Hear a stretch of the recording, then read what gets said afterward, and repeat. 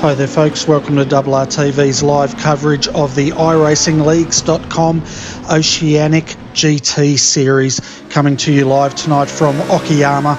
As you can see, they're qualifying at the moment, 14 minutes to go, but before we get into the details of tonight's race, welcome to my co-commentator once again, Daniel Leap.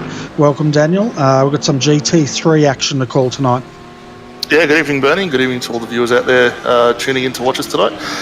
Yeah, great to have GT3 action back on RRTV again, and Okoyama's a fun little circuit for these guys to start off at tonight.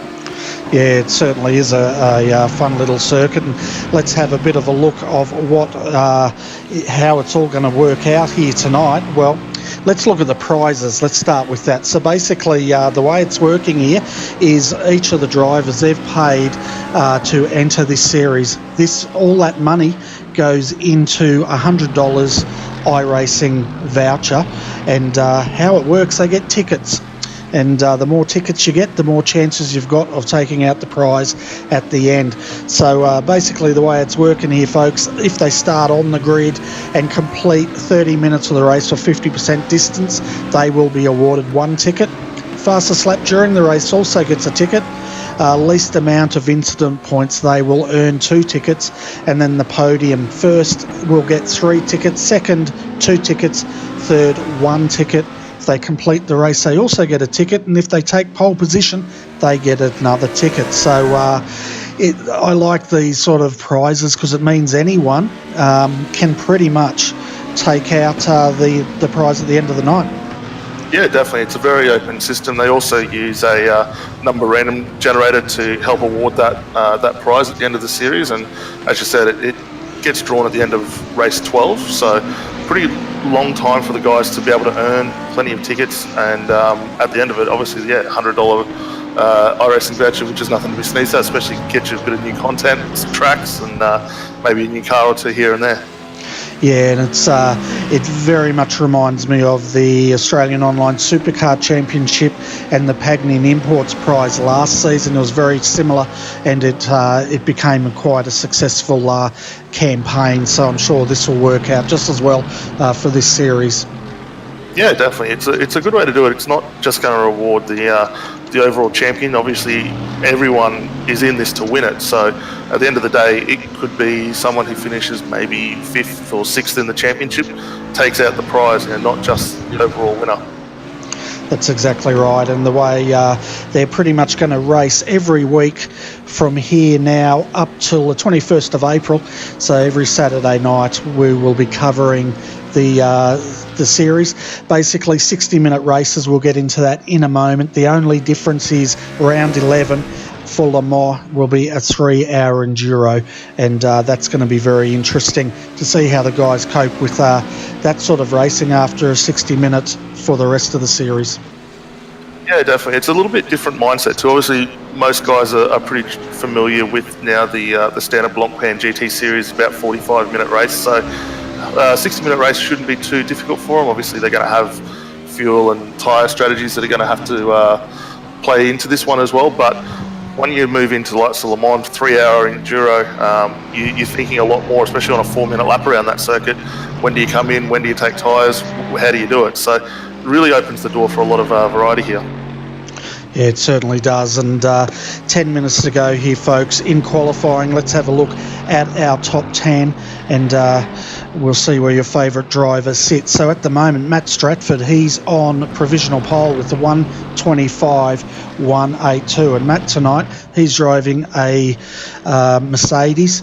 Griffin Gardner, 0.2 of a second behind him, and it looks like Griffin's going to be running in the Audi LMS R8 tonight. Third is Jamie McKnight in a Mercedes. Fourth is Kai Sloggett. We'll bring Kai up on the screen. Well, he's in there in another Mercedes. Wayne Pengilly. Great to see Wayne out there having a run. Think he may be in the Audi. Then we've got Daniel Stevens. He's one of the organisers of this great series, sitting in 6th. Troy Allen, 7th. Gavin Cox in 8th. 9th, Tom Kleeman. Rounding out our top 10 is Colin Bruins. And, we've got a total of 18 drivers taking to the track tonight. Yeah, and it's good to see a little bit of variety. We know Mercedes, in this series is very strong and dominant. So traditionally, a lot of guys have taken to that. So it may look a little bit one-sided with the McLaren Mercedes out there, but we have got a couple in the Beamers. We've got a couple of Audis, and I think we also have 2 Ferraris out there tonight as well. So a little bit of variety, and it's good to be able to see Griffin Gardner getting up there in an Audi and pushing for pole position. Yeah, we've got him on screen at the moment. He's on a bit of a hot lap here. He's going to run out of time, I'm sure of it, as he comes into last corner. And, he's coming into last corner now. And, yes, that is what it's called. And he's well outside of the qualifying time. He's going to be into the 140s this lap. Yeah, a little bit slower, maybe just an out lap. I think we saw him coming out of pits last time by, so this will be a good one to sort of see where the car's at now. He's up to pace, and it's a bit of a tricky circuit, Okoyama. It is very. It's been around in iRacing for a while, but it still ends a pretty good challenge to the drivers. There's a few really good overtaking opportunities here, so likes a hairpin corner when you come down off that back straight, and a couple of really tricky spots that will catch the guys out here, especially with the switchbacks through Redmond Corner and up into Hobbs before you get down towards the end of the lap.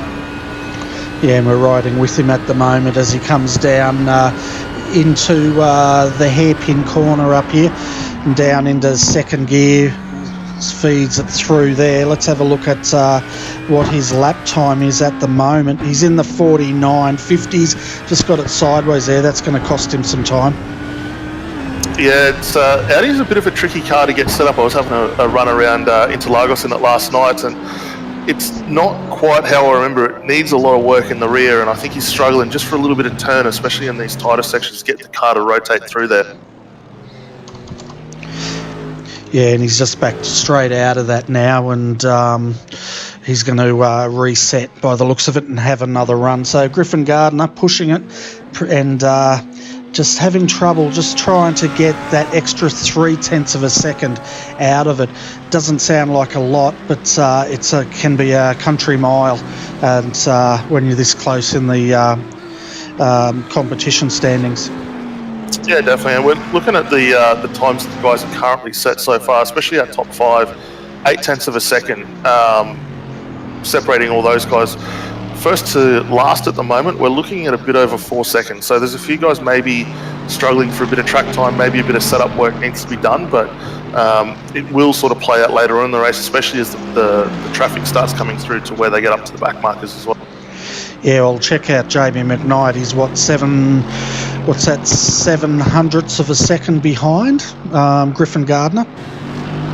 Yeah, not too far behind at the moment. I think I've got him at a 1/10 of a second down, so he's not far off outright pace, and we know the Mercedes, I'm always going to get that wrong, is very quick around here, and the balance of performance sort of is a little bit in favour of that car currently. Yeah, and as far as the housekeeping goes tonight, folks, they will get one fast repair. 40 is the incident limit, and it will be a rolling start. They also have full course yellows activated for tonight, and we may see some safety cars if there's a big incident. If they do have a safety car and it's a restart, it will be single file restart for those.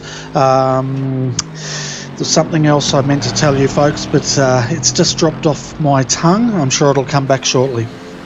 Yeah, we are looking at, as we mentioned, pit stops earlier on, so 50% fuel tank capacity in these cars tonight.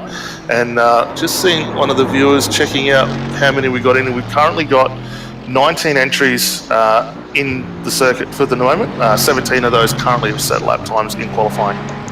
Yeah, and we've got drivers from all sorts of series joining us tonight. We've got Roger and Norman Clark. We normally see those guys in the NASCARs, but Norman's got a very strong background in rallying, road, NASCAR, all sorts of things in real world as well, and so it'll be great to see those guys. We've got Matt Stratford. We've seen Matt in the V8 supercars. He also runs in NASCAR. He's out there tonight in a Mercedes, and Daniel Vassell is also having a run. Yeah, it's also good to see a few Europeans. We got Steve O'Connor having a run out here tonight. Ian Hansen as well. I think he's in another Ferrari also, and Bruce Duncan in a Mercedes by the looks of it also.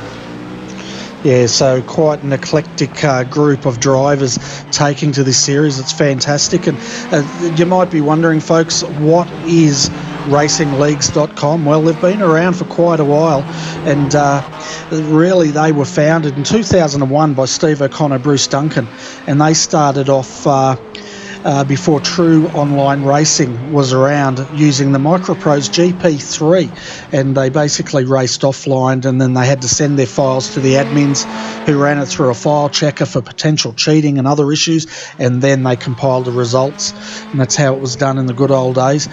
They then graduated off into Papyrus, and they used the NASCAR racing season from 2003 and moved on from there. From there, they've pretty much gone into R Factor 2 and run leagues there for V8 supercars, GT racing, F1, you name it, whatever was available, they would run it. And they had many healthy grids in the R Factor 2.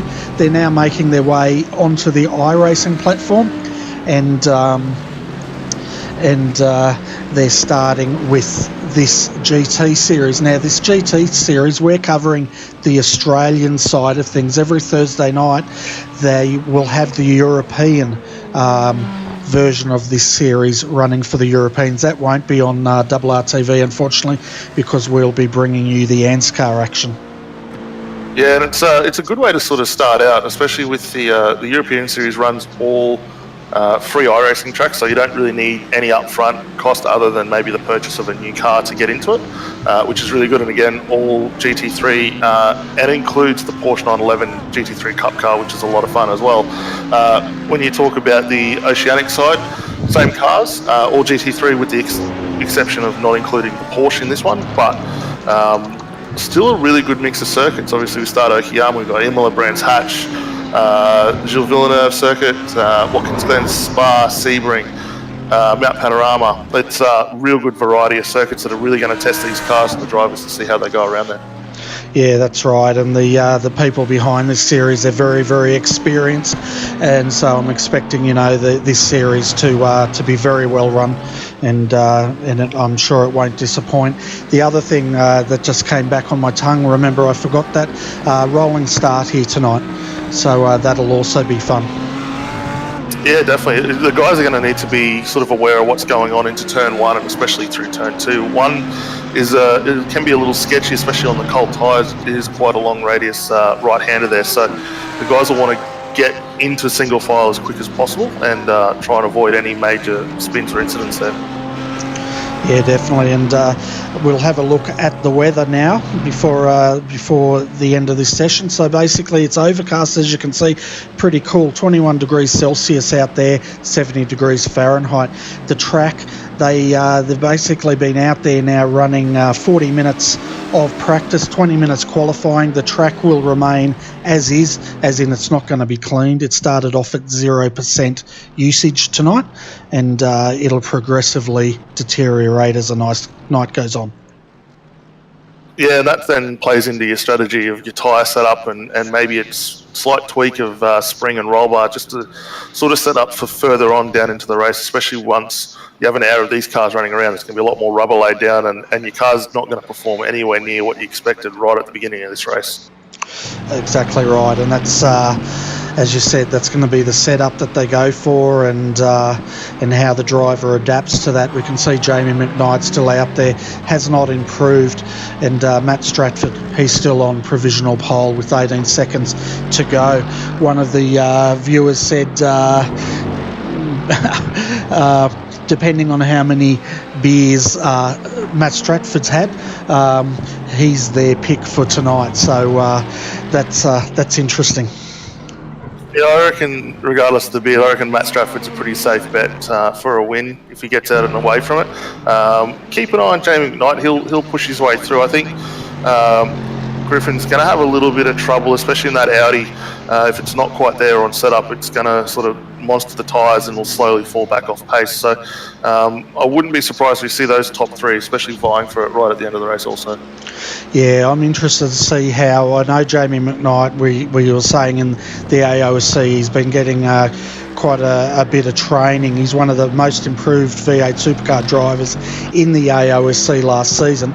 He's been getting training, I think, from the Josh Rogers training school, and it's going to be interesting to see how that translates over to a GT3 tonight. Yeah, I think it's going to be, in theory, it should work relatively the same. Obviously, the V8s don't have the ABS and traction control that these GT cars do have. But all in all, I mean, you can wind all that down, get it very close. And the Mercedes itself tends to drive very similar to a V8, especially with the engine being up front. So it shouldn't be too hard for him to adapt, I don't think. And just having those few aids to lean on further on in the race should probably give him a little more advantage as well. Yeah, I think so, and because of course, you know, the V8 supercar compared to a GT3 would probably feel quite primitive, I guess, in the aids they've got, which is pretty much nothing. Yeah, definitely. I mean, the only aid in a V8 supercar these days is your right foot. So to have all the electronics that you get in a GT or modern GT car, everyone loves it. Yeah, and we can see Gavin Cox now coming across the line. The last one out there for qualifying, he does not improve. So it looks like the pace was set very early on in the qualifying, and no one's really improved since then, Daniel. No, the laps have been, looked like they were better right in the opening stint, especially where there wasn't a lot of tyre pickup. And as you know, you get dirt and all that come on the track. So the early runners probably made the most of those conditions and have set their time where they needed to.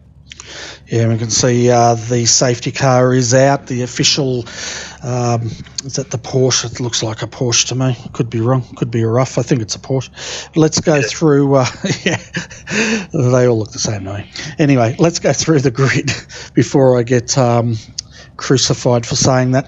Let's go through the grid and you can see where your favourite driver is going to start tonight. So Matt Stratford will start from pole position. The viewer said the more this guy drinks, the better he gets. So we'll see if he wins by a country mile. We know he's had more than a six-pack. Griffin Gardner, he'll start out a second tonight.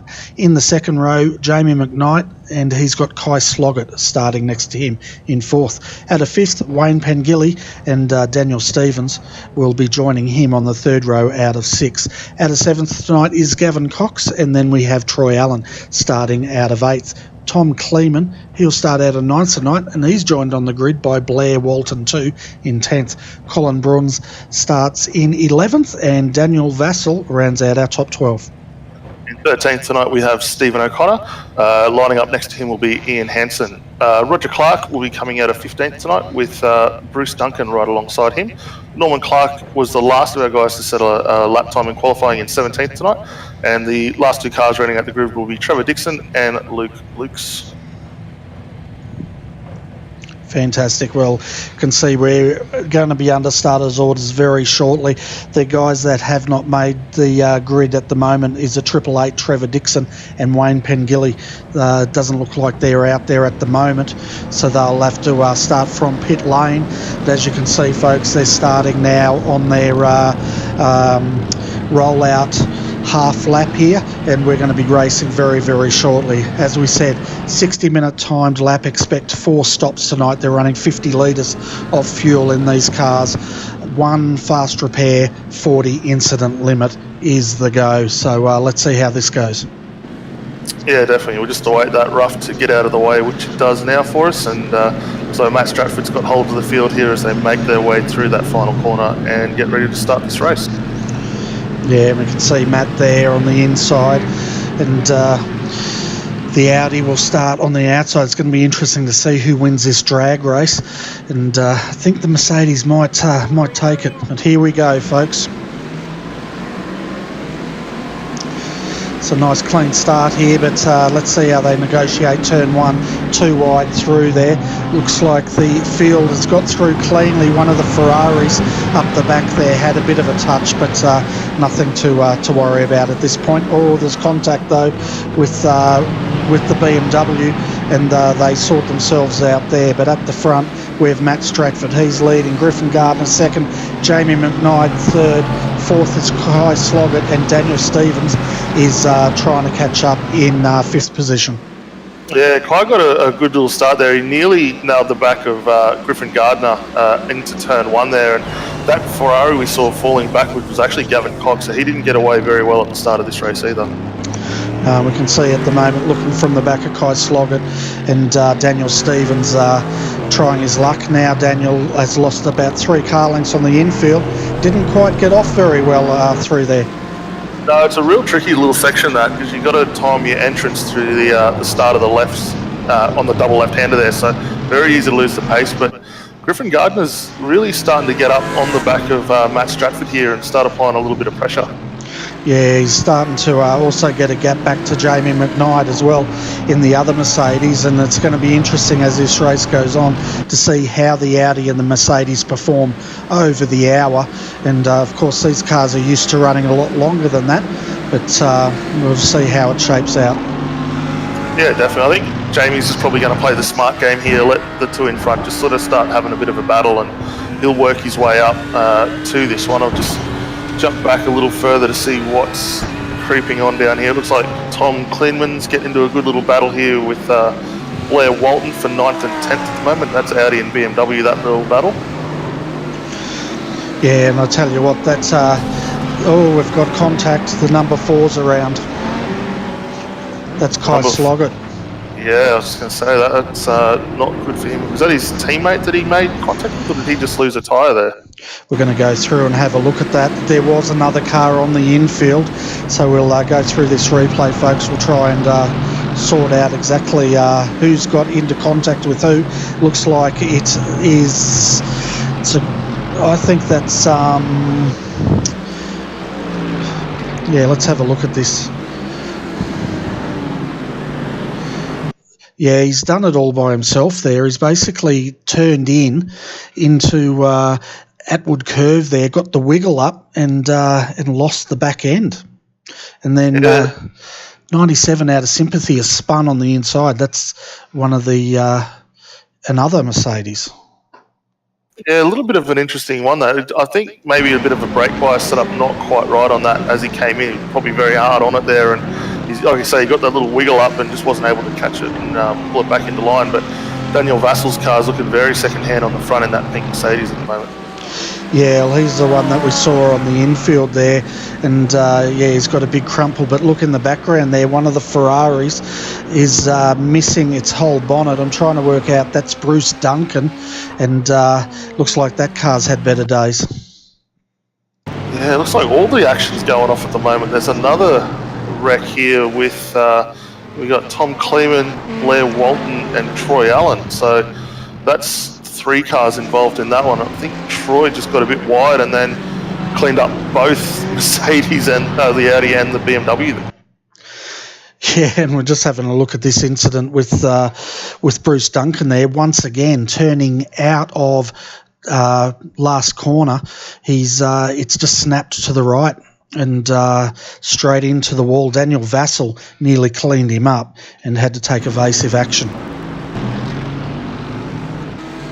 So who was that other one? Tom Kleeman, was it? Yeah, it looked like Tom Kleeman. Brett Walton, I think, was also involved in that one as well. Blair Walton, sorry. Oh, yeah. Let's jump back and have a quick look at that. Promise, folks, after we've had a look at this incident, we will jump back up the front and update you on the latest positions. You can see there Blair Walton coming down on the inside. I think it is 2 BMWs, 1 very damaged BMW. Yeah, those guys will get away. They'll probably be able to take their quick repair. Not really going to want to do it this early on in the race. And if we go back up now to check out some of these position changes we were mentioning earlier, Griffin Gardner's managed to get his way up into first. He's got around Matt Stratford now in that Audi, so good job from him there. Matt Stratford's back in second. Jamie McKnight still holding in third position, so status quo for him. Wayne Pengilly jumped up into fourth, and Daniel Stevens has jumped up to fifth at the moment as well. Yeah, we'll jump back and see if we can find that move for you, folks. Of course, we were looking at. Yeah, it's happened a fair ways back by the looks of it. Yep. Yeah, it's a pretty good move in the Audi, though. I personally thought it wouldn't quite have the legs here tonight, especially against those Mercedes. So great driving by Griffin Gardner. Maybe he found a little tweak he could do with qualifying, and it's got enough to save those tyres. Yeah, and a couple of guys that did not make the start tonight was Trevor Dixon and Wayne Pengilly, are both non-starters here. I'll tell you what, Matt's having trouble with that Mercedes once again as he turned in down in just out of first corner into Williams there. It gave the wiggle. That's allowed Jamie McKnight on the inside of Atwood Curve. He almost had the overlap, but not quite enough. Yeah, the guys are going to have to start having a play with their brake balance and maybe the ABS systems in these cars to try and stop them rotating as much as they are. It's getting a little bit interesting the way they're braking, not quite as efficient as they want. Yeah, and it seems like the ones that are having trouble under brakes are all Mercedes at this point in time. The Ferrari, that was on corner exit, so that was probably more under acceleration that gave that tank slapper and put Bruce Duncan into the wall. Yeah, the Ferrari is it's a great car to drive. Requires a lot of in-depth knowledge of how it works with the setup to get the most out of it, from what I've found. So traditional setups you'd try for your Mercedes don't work anywhere near as well in the Audi or the Ferrari for that extent. So almost got to go back to square one thinking as far as the setup's concerned. Yeah, and we just had a BMW go around on the infield there. I'm just trying to get, that's Roger Clark in the number 10, and around he goes. We'll go back and have a look at that. It looks like it was all done on his own, once again under acceleration, I think it was, and he was just coming through Piper Corner when the back end, it's let loose pretty much on corner entry, and there was no coming back from that, just touched the wall. Yeah, it must be a bit of dirt or something out there that's causing this, because it's not common you'd see this many spins so early on in these races. Most of these cars are pretty good, so not sure whether these guys have maybe put too much front brake bias in, maybe just to try and slow them down, but or potentially in the rear as well, which is causing this, because it looked like Roger had a little bit of rear brake on before he turned that car in. Yeah, that's what I thought. It looked like it was trying to trail brake, but it could be the cooler weather, 21 degrees, or it could be the track, because remember, this track's been pretty much uncleaned since the start of the session. They've already spent 60 minutes running around here, and they'll have another 51 minutes of race time. Yeah, if anything, you'd think that little bit of running early on would sort of make it probably a little more suitable for where they want to be, but yeah, a bit interesting. We'll just have to keep an eye on it and see how the rest of these guys go as far as condition of the circuit goes, and whether they're able to make some more moves than that. And further back here in 12th position, we have Troy Allen. You might have heard Troy call one V8 supercar race on here in RRTV. Hopefully we'll get him in the booth a bit more. And right behind him is, we call this guy the Magician in NASCAR, and he's running a BMW tonight back there in 13th position. Yeah, it's not a bad looking livery on Norman Clark's BMW there. I think it's a bit of a traditional style BMW with the lighter blue, dark blue and the red on there. It looks quite striking on that car. Yeah, it certainly does, and we'll see how Norman goes. He's got his son behind him, so that should give him a bit of a hurry up. And now Blair Walton, well, he's putting the blowtorch on the back of Roger Clark. Has a look on the inside as they come through first corner. Does not quite have it, but Roger should have the inside running here through Williams. Oh, no, Roger's gone again.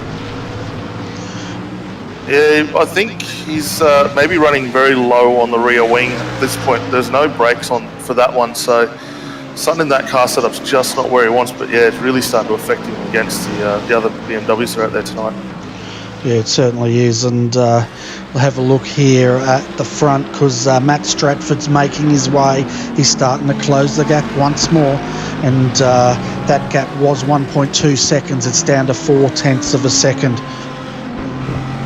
Yeah, it looks like they both Matt and Griffin have started to break Jamie McKnight. The gap from these two is out to 2 seconds now almost. So they found something there, and they're just starting to work away from him. Yeah, and we're riding with Matt Stratford here. Let's get the telemetry up, see what sort of top speed the Mercedes is capable of up here into hairpin corner. Didn't quite get that. It was fast. Yeah, the toe definitely makes a big advantage in these cars. I mean, most of them are pretty similar as far as top speed's concerned, so if you can get that bit of a draft and gain a little more, it definitely gives you a good advantage. And the braking capacity of those Mercedes is very good as well, as we know, but depends very much on setup, and we're going to probably say that all night long, I think. Yeah, I'd say so, and it's going to be interesting to see how these cars come on as the race progresses or fade as setups change. Already we've seen a number of cars struggling with their setups, but at the moment Griffin Gardner, Matt Stratford, Jamie McKnight, they don't seem to be struggling that much. Probably a lot less so for Matt and Griffin. Yeah, definitely, and it could be, I think Jamie might be playing this one in a little bit. Obviously we know we've got a lot of stops to go, so maybe something's just quite not there where he wants. He can do a little bit of a tyre pressure change on those stops, and that might assist him, but I think he's just sort of feeling his way into it, and if these guys in front do have a bit of a fender bender, he should be able to get past them, so maybe just waiting for the race to come back to him. Yeah, and remember they've got also 4 stops that they're scheduled to make as this race progresses, probably on the 15-minute mark, so he could probably play that strategy in as well to see if he can jump them. Yeah, definitely, and it'll be interesting just to sort of see what he does. We know he's very capable in a V8. I think he'll be just as good in a GT3, but yeah, it'll be interesting. Just seeing, looks like we've had our first retirement for the night was Daniel Vassell. I'm just trying to work out what's taken place there, whether it's computer function or not, but he's just pulled the pin by the looks of it. Yeah, I saw him drop off the telemetry. He had an off-track on lap 6, and we're currently up to lap 8, so we'll have a quick look at that and see if that tells us anything.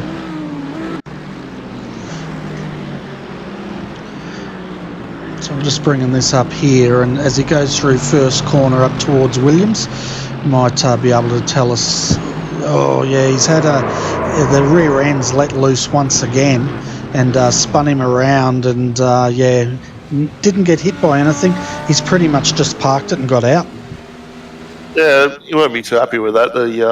He had some good pace early on in the race. Obviously he started 12th tonight, so not too bad there, but yeah, disappointing for him. Yeah, definitely, and it looks like that car must have been a total handful, because it's not very often you'll see a driver get out while it's the car's parked on the side of the track and walk back to the pits unless a motor or the gearbox is hanging out the back of them. Yeah, that's it. But no, look, he'll be back. I'm sure we'll see him again next week, get his set up right in that car, and should do quite well. And quick mention, we should go out to Steve O'Connor here. He's up 6 spots and currently biggest mover so far of the race. So started 13th, currently sitting in 7th in that Ferrari. Yeah, it's a beautifully presented Ferrari as well, isn't it? Yeah, I think you can put any livery on a Ferrari and it looks good. I think it's just that sleekness in that car, but no, it does quite stand out with the orange and the blue there. Yeah, and he's got a teammate in here tonight, and of course Steve O'Connor, he's from the UK, and his teammate Bruce Duncan, also from the UK, in the sister car, and the sister car at the moment, that does not look as pretty as he got in the side of Jamie McKnight and spins him around as Jamie was trying to lap him. Yeah, that's going to be one the stewards will want to review afterwards. That's very unfortunate for Jamie, and Bruce has probably had a bit of a sympathy spin a little further down, but yeah, that's really going to affect Jamie there after that one. Yeah, so just having a look here, and Jamie's come in, turned down onto the apex, and he's been turned around by the 99, Bruce Duncan, and then Bruce has carried on, but as you said, had a bit of a sympathy spin further on. Yeah, sympathy spins led to also a disconnect from the server as well for Bruce, so not his night in that car, and yeah, very unfortunate for Jamie that he's dropped a few spots as a result of that. Yeah, so he pretty much retired at the same spot Daniel Vassell did, so maybe they can get together and swap horror stories on car setup and the way the night treated those two. Yeah, and I'm sure there's a sympathy sake bar somewhere near them, being in Japan, so they should be right. And while that was unfolding, these two sneaky guys up here have swapped position again. So let's jump back and catch this. So Griffin Gardner was leading as they came through Hairpin Corner, down through Revolver Corner. So something's happened here through the infield.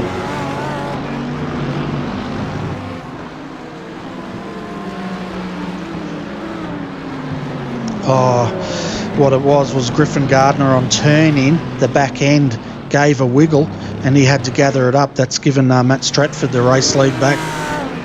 Yeah, good recovery, especially with the wiggle. That is very hard to sort of hold on to once they get a bit sideways, and he did the right thing, opened the wheel up again, got off the brakes and sort of was able to catch it, but didn't lose too much time in regards to Stratford there, so he should be able to get back up pretty quickly on him.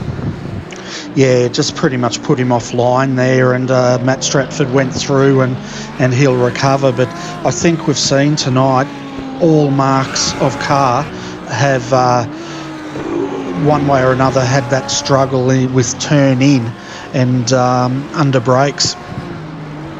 Yeah, and a little bit of that, probably a little overdriving the car maybe, especially overdriving the braking areas, which you have the ability to do in these cars very quickly, and that does unsettle them. So maybe the guys just need to step back just that fraction, maybe move the brake markers just back a little bit and reset and go on from there. Yeah, I'm sure the pit crews will be looking at that, and if they've got any managers out there, crew chiefs, they'll be telling them that they need to adjust those. Sometimes the drivers get so focused on their racing they forget to make those adjustments. But Jamie McKnight at the moment, he's recovered from that spin and he's still in third position. The car ahead of him there, folks, is not for... well, actually it is for position. I'm just trying to work out who that is because it's not coming up on my telemetry. No, that's Wayne Pengilly just in front of him in the green Mercedes there. So... looked like Jamie lost a couple of spots. I think he actually got behind Daniel Stevens there, so has been able to jump him, and now he's set his eyes on Wayne just in front of him. Yeah, it's a bit strange though, because I don't have Wayne Pengilly in the server on my telemetry. It's an interesting one. I'm not too sure what's going on there, mate, but he's showing up fine on mine. Okay, I'm just going to reload my drivers here, and yeah, I've got him in white, has not started. So, okay, interesting. And it says here that he is running in fourth position now, so we'll have to start calling him the Phantom, I think. Yeah, took the transponder out of the car and got his way up, but I think might be about time to put a viewer question out there to the guys that are tuned in on the YouTube channel. We'd love to know your favourite livery for the guys running tonight and car that you've seen so far tonight. Yeah, that'll be an interesting one to see, and as we see now, Jamie McKnight goes through for third, and Wayne Pengilly, the Phantom, is sitting in fourth position. Looking at, see, I'm going to restart my overlays, I think, because it's got him in 18th position, 18th, but let's have a look at the top 10. As they stand, Matt Stratford still leading by 1.6 seconds over Griffin Gardner, Jamie McKnight third, Wayne Pengilly fourth, Daniel Stevens fifth, Gavin Cox sixth, Kai Sloggett seventh, Steve O'Connor eighth, ninth is Ian Hannon, and 10th is Tom Kleeman. Yeah, Jamie's going to have a, now that we've got that out of the way, Jamie's going to have a fair way to go. He's back nearly 8 seconds off Griffin Gardner, so he's going to have a long recovery to get back up here, but the guys are slowly making their way around to start lapping some of the tail enders here, and I don't think it'll be too far off before we've got Matt and Griffin coming up on the back of Roger Clark here, so the next lap or two we could start seeing a few lap cars starting to come into contention. Yeah, definitely, and I've restarted our overlays, Daniel, and it has not improved things, so I'm not exactly sure what's going on with the telemetry, but That's just the way the cookie crumbles. One of the viewers said they reckon MFR looks the best livery, hands down. We've got the 19 of Wayne Pengilly out there. Is that the car you're talking about? I'm assuming it is. Yeah, well, Wayne, Daniel Stevens, Kai Sloggett. There's a lot of MFR cars out here tonight that are all getting around. So who else? We've got Troy Allen as well. So all those guys are all MFR by the looks of it. And it looks like it's the same livery, just different colours. But I think out of those, I prefer Troy Allen's. Maybe because I come from the Redback Racing days, which is the black and the red. Yeah. Well, that's understandable. I think just through here, what was mine? I had a Ferrari that I really liked, and I was trying to work out which one it was. It was a yellow one. Where is it? Gavin Cox. I think that's probably my pick for the livery tonight. Okay. Colin Bruns's car's looking good too. Maybe I'll change my mind and pick that. I like that blue. But it's not a fashion show, is it? It's a race. Oh, look, you got to look good getting across the line in top spots, so why not? So which car did you like? I had my pick on number 5, Gavin Cox there in the DeWalt Ferrari. Yeah, that looks a go, doesn't it? It looks really nice. Yeah, I think I'm a little biased to Ferrari, but no, it certainly looks very nice. I thought you were going to say you're a bit biased because you painted it. No, didn't do that one, mate, not me. Yeah, we've got a second vote there on the Ferrari that's on screen at the moment. So, yeah, it's very well presented. But meanwhile, up front, Matt Stratford, he's absolutely running away with this. 4.1 seconds is the gap from him back to Griffin Gardner. Then there's about another 4.6 seconds, possibly 5, back to Jamie McKnight. Then Wayne Pengilly's just behind him. Yeah, and I think the reason we're starting to see this gap expand between Matt and Griffin is last time by Matt set the quickest lap of the race at 125.436, so 2.5 seconds quicker than what Griffin was doing around here. Okay, that's definitely throwing down the gauntlet, isn't it? Yeah, it certainly has. And I've just seen Griffin's had another spin as well, so that's going to bring Matt Stratford back into contention. Yeah, so Griffin definitely struggling as this race goes on with that setup, and it gets a bit hard for a driver, doesn't it? Because once the car starts bucking like that, you really just don't know how hard you can lean on that car, and especially if it's going to unpredictably snap like we saw previously. Yeah, definitely. It's not a good thing to have in the back of your mind. I know I ran the Audi a few seasons back for Sim Asia, and it would take me literally until the start of the race to get a setup I liked, and I think it was probably pure luck that I clicked something magical that made it work, but you could spend forever and a day chasing your tail trying to find something that worked phenomenally well in that car. Yeah, well, I know if the car's loose, you literally are chasing your tail at times, but one of the viewers wanted to know about the BMW as well. We've got Roger Clark out there. He's running in 13th at the moment in the number 10. His father is right behind him in the other BMW, number 14, running in 14th. And I think there's a couple more BMWs further up the field. Yeah, well, just in front of those guys in 13th, Blair Walton, he's in another BMW at the moment as well. That's a white one. Yes. And I think that might be it. Yeah, I think so. There was another one, but maybe it was this one that was beat up. But yeah, no, that's it. Three BMWs, folks.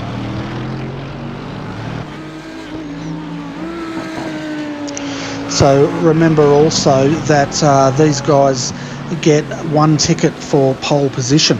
That went to Matt Stratford, so he's got one ticket already. Fastest lap, they'll get another ticket. That is also going to Matt Stratford at the moment. So already it looks like he might get 2 tickets if they don't, if they can't beat that, and if he stays where he is, he'll get another 3. So he'll walk away with a haul of 5 tickets tonight potentially. Yeah, it could do. Don't forget, we also got one for least incidents, and currently leading that one is Gavin Cox in that Ferrari. I think he's, Ian Hansen hasn't got an incident so far, and that's a really good drive from Ian in the Mercedes there. Yeah, and it's a beautifully presented Mercedes. Ian Hannon, he's over from the UK running here tonight, so it's great to see some of the UK and Ireland club out here. And of course, you know, hopefully the Aussie guys will go on the Thursday night and run in the European leg of this great series. Yeah, it'd be really good to check out and see. I think I was just having a look at my notes here. So next week we are off to Lime Rock Park on the 15th for GT3 action in Europe. So that'll be a lot of fun, that. Yeah, and something's gone on with Griffin once more. He's dropped back to third. Jamie McKnight's just taken him. Let's go back and see if we can pick up what's happened there. He was leading as they came down into hairpin corner here. I wonder if he's had another issue with the setup of this car. Yeah, it looks like he gets through hairpin really well. Gets into that double left-hander there, and what part of the circuit is that? That's through Revolver and Piper Corner there, and seemed to be wide and offline through Piper, caught a bit of the dirt and sent him up into the grass there.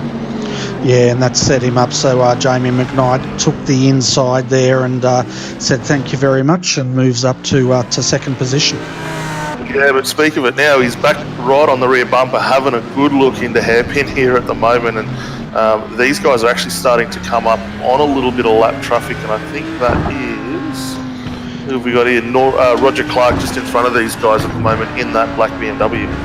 Yeah, and Roger's having a lot of trouble with the handling of that BMW. We've seen him spin out twice with the rear end breaking loose. But check out Griffin Gardner and how awesome the Audi is through these tight corners compared to the big lumbering Mercedes.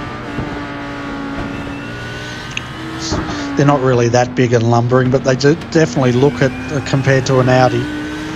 Yeah, definitely. You've got a completely different tone edge, and that Audi's got the V10 Scream followed by the V8 Rumble in that Mercedes. And looking back in the chat notes here, looks like Wayne Pengilly has had a spin, kept it off the walls, got back going, and he actually has taken the first stop of the night for these cars. Okay, now I've got him classified in 15th position, but as you can see, folks, on the screen, it's got him in 13th position. Yeah, currently sitting 13th. Good indication with the stop time. So he's come in at the end of 18 laps on that stint of fuel, stationary for about 1:05 with about a 46-second stop time. So it'll be interesting to see when these guys run out. Obviously, we know we've got 4 stops later on. How far can they push these cars, and what's the stop time's going to be like for them? Yeah, and it's rather interesting with Wayne because you know how I was saying my telemetry's not picking him up. Turn on the telemetry and you can't see any telemetry from his car's gears, nothing. So nothing is registering on my session for him, but obviously he's in the session because we were watching him. Yeah, very interesting. Then I'm not sure what's going on with that one, but yeah, he's definitely out there doing a good job. He'll recover from that spin and push on. So yeah, and it looks like Tom Kleeman, he's also had some rear end damage since the last time we saw him, carrying quite a crumpled rear wing. And I'd say having that much crumple is going to affect the downforce of the rear of that car. Yeah, sure will. It'll unsettle him probably a little bit in the quicker corners here. He should be able to adapt the driving style and work around that, but he's going to have to keep his eyes in the mirror. It looks like Matt Stratford's slowly making his way up onto the back of that Audi. Yeah, we've got Daniel Stevens in at the moment taking his stop, and I can hear a spin behind him. But we'll have a look. 18.7 seconds so far, 21.5. We'll see what he gets when he comes out here. What time did Wayne do? So Wayne was in here for 45.9 was his total stop time. So transit time was about 1:06. So we'll just have to keep an eye there. Yeah, and of course with the GT3s, they basically have to fill them and then they can change the tyres. Yeah, so Daniel's stop was actually a little quicker, so probably I don't know, maybe didn't need to use a fast repair or something like that, but he was in there for 1:04 and about 45 seconds was his stop time as well. So the guys are pretty close. Yeah, and we just saw Colin Bruns in there in the pits. He's, according to my telemetry, which I'm not going to rely on, he's been in there for a very long time. Yeah, so I've got Colin in here for about 28 seconds. So he's only just come in for this stop not too long ago. And I'm really surprised we're getting the length of run out of these cars that we're doing. It looks like Matt Stratford's nearly up on 22 laps out of this tank of fuel, and a few other guys are sort of coming in around that 17 to 18 lap range at the moment. Yeah, so I've got him over 2,000 seconds at the moment. He's still in there, and he's dropped one lap. The other drivers that have dropped a lap tonight is Roger Clark in the BMW, and his father, Norman Clark, has also dropped down a lap. Yeah, it looks like we also got Kai Sloggett and Steve O'Connor coming in for their stop. Troy Allen's just made his way into the box as well. So it looks like about 20 to 21 laps is about the ideal range that most of these guys are going to go to before their stops start taking effect. And it's interesting because Race Control predicted 4 stops tonight. It's looking like we're at 28 minutes to go here. They should be able to do the rest of this race on one stop. Yeah, definitely. I think they'll be able to put a little less fuel in, obviously, than what they started with at this point in time. And that new set of tyres should get them all the way home. Yeah, and one of the viewers wanted to know about how Troy Allen's going tonight. Well, I can tell you he's in the pits at the moment, and don't panic, he's just getting that car serviced, sitting in 10th position at the moment, and of course that'll fluctuate down to 12th, but we'll see where he stands. We might come back to him once the racing goes, but we've also got Griffin Gardner in the pits. Jamie McKnight's also in the pits, so as they come out, Jamie's jumped him, and well, he had the lead anyway. Griffin nearly got that back. Both stops 19.9 seconds exactly. Yeah, so maybe these guys that are putting in these 20-second stops, I reckon they're not taking tyres. That's about the only way you could equate that difference of 20 seconds there. And looks like we also got Gavin Cox has just made his way in. I'm wondering how much longer Matt Stratford can go before he comes in for this stop. And I think the answer is now. So 23 laps on a tank of juice is a pretty great drive from him so far. Yeah, it's an awesome drive, isn't it? He had 9.8 seconds last time by, so he's got a fair bit to play on. Be interesting to see if he chooses to take tyres, but you could be right. These guys, well, you would be right. These guys in the 19 and 21 seconds, they would not be taking tyres. If we look at that, the guys that have taken tyres would have been Tom Kleeman, Daniel Stevens, and Troy Allen. And Troy Allen's stop was a 59-second stop. He's circulating out there now in 11th position, dropping 4 from where he started. Yeah, so it's good to see a little bit of strategy coming up. I think these guys that aren't taking tyres will make the short-term gains and get up there, but they're going to want to keep an eye on how these guys behind go with the fresh tyres. Obviously, they're going to be a little bit quicker, so might be wise for us just to keep an eye on these laps as they unwind now that they're getting some heat back into them, and just sort of see where potentially these guys could jump up the ladder to. Yeah, well, the guy to keep an eye on will be Daniel Stevens in 4th. He's taken tyres. Everyone around him has not. Matt Stratford stopped 21.6 seconds. Jamie and Griffin 19.9 seconds. Gavin Cox 21.3, Steve O'Connor 21.9, and Ian Hannon 18.1. Norman Clark, he has not stopped as yet. Yeah, it's going to be a big ask for Daniel Stevens to get up there. We've got, oh God, I just missed where to go. Was Matt Stratford, who's up, where is he up to now? Up in the short chute there at Revolver, and Daniel Stevens at the moment is making his way up to Atwood Curve, so it's a fair gap for him to catch up on those new tyres. We just had Griffin Gardner go around, and that was down that Revolver corner. He's lost that rear end on turn-in once again. Yeah, you can really start seeing the pickup that's happening as these guys are running wide in there, and yeah, that's unfortunate for Griffin. He's putting in a really good drive in that car, and I think he'd rather be up fighting back again with Matt than sitting in the weeds there. Yeah, and we're on board with it. And you just see on turning, just as he turned it in, the back end's come loose and he's just gone around. So we're seeing that a fair bit. On the BMWs, we've seen it, on Roger's car especially. Now with Griffin's car's becoming more unsteady, and we've seen it on a couple of the Mercedes earlier on tonight. Yeah, definitely. And I think a lot of that has to do now with the trail braking in these cars. And looked like just as Griffin was starting to tip that one in, he did have a little bit of brake trail on there. And as he's got off it, it sort of accentuated that motion and spun him around harder. So might have to just reset that brake marker again. We mentioned it a couple of times already, and just pull it back just a hair to sort of avoid that. Yeah, and let's have a look at the Phantom. And he's running in 6th at the moment. That's Wayne Pengilly. And even though I'll bring up the telemetry, folks, you tell me what the heck's going on. Tells me the gap, but nothing else. So has anyone in the YouTube chat channel ever seen that?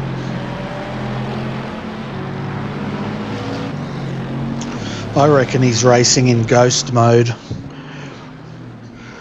Yeah, have to be. That's really weird that it's so different. But yeah, it looks like Daniel Stevens is the only guy out here so far in the top 5 on new tyres, but the gap to make up is huge. I really don't know where he's going to be able to find the time needed to recover this one. Like, he's still getting out of Piper Corner here, and we've got Matt Stratford. Where is he? Making his way up towards the Moss Essex. So it's a fairly big gap there. What are we looking at? 43 seconds at the moment.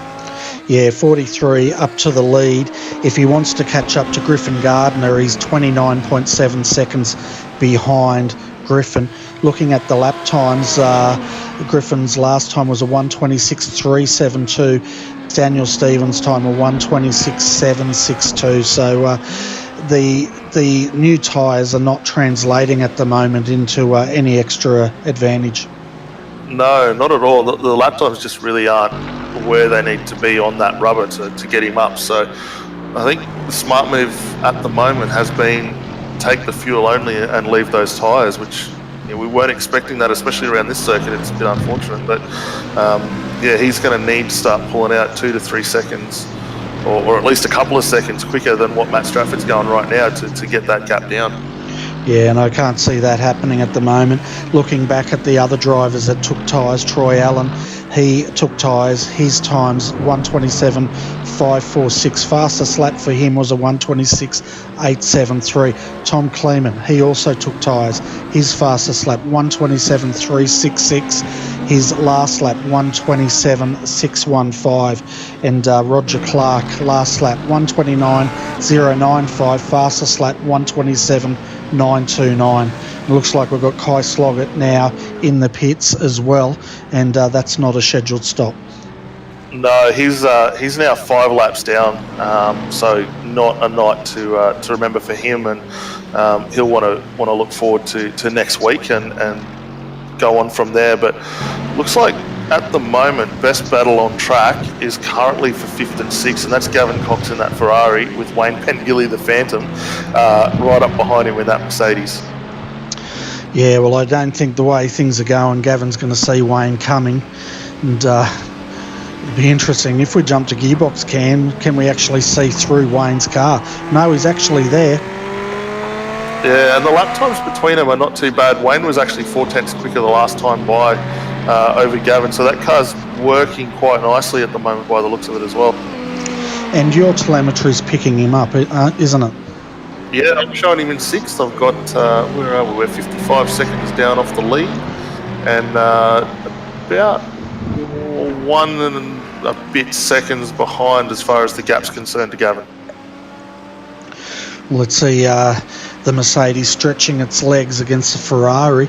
Didn't really make any inroads there, but we'll see how they go. I'd expect the Ferrari would be very good down here through Revolver Corner and Piper Corner up towards Redmond.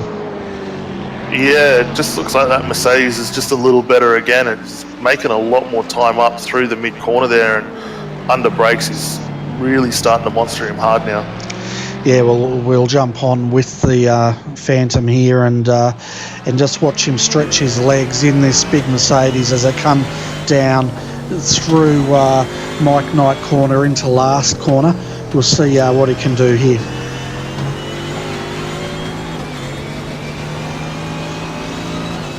Yeah, he's in there for a really good tow at the moment. I don't think he's close enough to get it up the inside through first corner there, but he just makes up a mountain of time mid-corner and exit at the moment. Yeah, and the Ferrari's got his measure. As he spins it, that's the same as what we've seen before. Just mid-corner, he got that wobble, and then around he goes. Yeah, it's a bit of a weird one. He still had a little bit of trail brake in it as he started turning in. I think, again, that's what set him undone there. These cars really need to be off the brakes early, floated in through, and then drive out. I think it was just a little too much brake there that's undone him in that case. Yeah, just having a look here. He turns it in mid-corner, and around it goes. He corrected, and then it went around, and he didn't get away with it the second time. He probably thought he was going to hold on to that, but yeah, once again, another rear-end trail braking issue by the looks of it. Yeah, which is a bit unfortunate. It's good learning for these guys. I mean, we don't see a lot of these guys traditionally. With this series obviously being the first time out, we haven't really seen a lot of these guys run GT3 cars. So I think it's a really good learning curve. Work out what works with you. A lot of these guys will run the telemetry after the race and work out what's going on and maybe look for some improvements. But yeah, I think for what they've done so far, the braking is probably the big issue that I would see currently that needs the improvement. Yeah, definitely, and no doubt that's what they're going to take away from this round, and they'll be looking forward to what they can do for next round. But at the moment, folks, if we have a look at the top 10 as they stand, we've got Matt Stratford leading 7.2 seconds in front of Jamie McKnight. Jamie's got a gap of 7.3 seconds over Griffin Gardner. Then we've got Daniel Stevens in fourth. Fifth is Gavin Cox. Sixth is Wayne Pengilly. Seventh, Stephen O'Connor. Eighth, Ian Hannon. Ninth, Blair Walton. And your top 10, Troy Allen. Yeah, and it's interesting to see that we've only got 7 cars currently still on the lead lap. So these few spins that these guys have had have really started to spread this field out and taken a few victims. So yeah, we'll just have to see. I think Steve O'Connor could potentially go down a lap, maybe even Wayne, if they're not too careful by the end of this race. Yeah, well, the lap times at the moment, the quickest car out there would be Jamie McKnight with a 1:26.315 last time by. Pulled in 0.5 of a second over Matt Stratford, but the gap 6.7 seconds. So if he's going to want to catch him, they're lapping 1.5 minutes. They've got 16 minutes of racing to go, so they probably only have about 9 laps of racing to do here. Yeah, not long at all, and it is coming into a head pretty soon. And on that note, we should again quick shout out to the organisers for this one, which is racingleagues.com. So for anyone interested in having a run, get onto their forum. They have threads in the iRacing forums for both their Oceanic and Euro GT series. So if you like your GT cars, sign up and come and join us out here for a race as well. Yeah, definitely. It'd be great to see more people take to the tracks and have a crack at this league. It's definitely very well run, and we were talking about the history. The organisers of this league go back to 2001 and back to the old GP3 days of micropros. One of the viewers here was saying that he thinks a lot of these guys have not raced a GT3 car, and they're probably used to the braking and handling of the V8 supercar. Yeah, look, that's probably a pretty fair call. There are, look, as much as they're similar in some of them have a V8 engine, they are very different characteristics-wise, braking and performance-wise. The other big thing that can undo you here is you're very limited on setup change. I know with the Mercedes, you've got 3 sets of springs you can choose between. So it really limits the adjustability range that you get in these cars. Then when you go to a Ferrari, you've got endless adjustability. So a lot of time needs to be put into these cars to get the most out of them.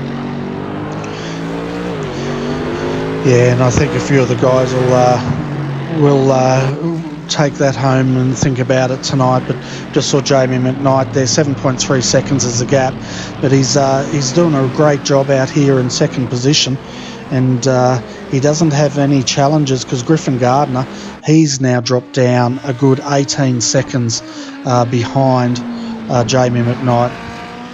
Yeah, and don't forget, we saw Jamie in that spin earlier on with one of the Ferraris. I think it was Bruce Duncan's car, if I'm not mistaken. So good recovery for him to still be in second, but still 8 seconds off the lead of this race at the moment.